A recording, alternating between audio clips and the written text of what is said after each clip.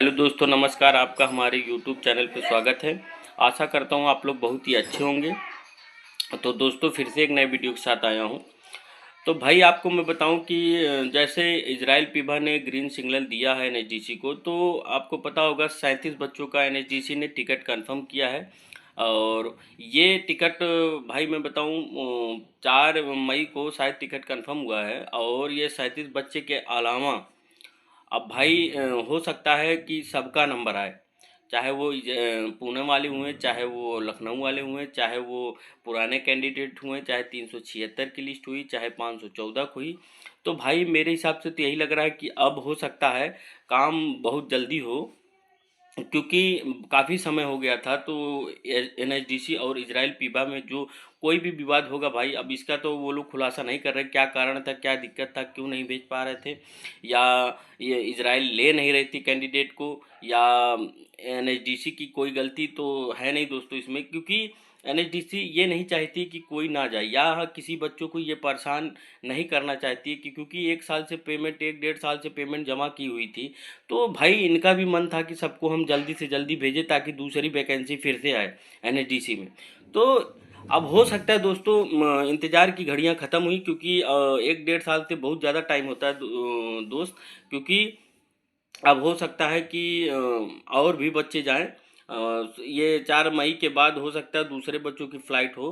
अब और भाई मैं ये बताऊं, जो कमेंट में ये करते कहते थे कि अब कोई नहीं जाएगा, तो भाई अब देखिए आप लोग खुद ही, आपको समझ में आएगा कि जैसे ही ये 37 बच्चों की फ़्लाइट जाने के बाद हो सकता है दूसरी नेक्स्ट फ़्लाइट जो है बहुत जल्दी सबको पता चले।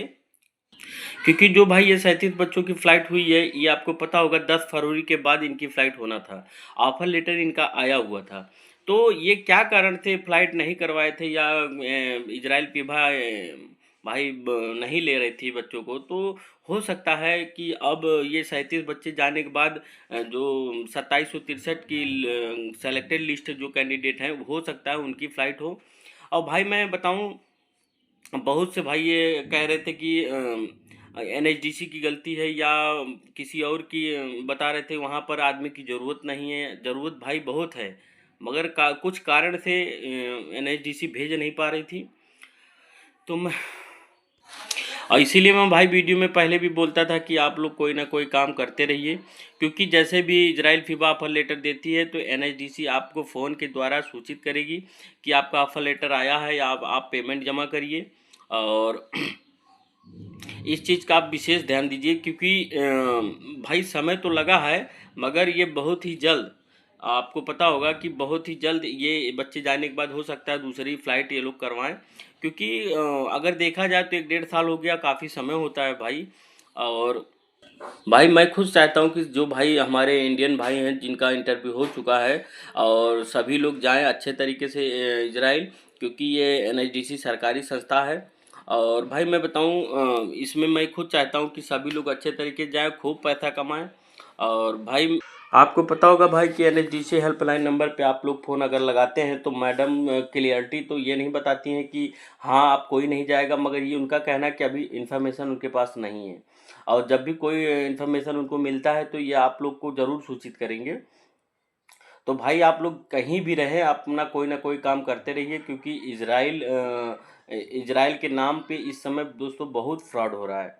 आपको पता होगा बहुत से लोग 1 लाख में भेज रहे हैं, बहुत से लोग 2 लाख में भेज रहे हैं। तो दोस्तों ऐसा कुछ नहीं है, और इजराइल भेजना इतना आसान भी नहीं है। क्योंकि आपको पता होगा इजराइल किसी एजेंट का बस का नहीं है कि 1 लाख में आपको भेज देगा। तो भाई आप लोग फ्रॉड के चक्कर में ना रहें, आप लोग कोई ना कोई काम करते रहिए। जैसे एनएचडीसी को कोई सूचना मिलती है तो ये आपको फ़ोन के द्वारा आपको सूचित करेंगे। और भाई मिलते हैं नेक्स्ट वीडियो में, तब तक के लिए धन्यवाद।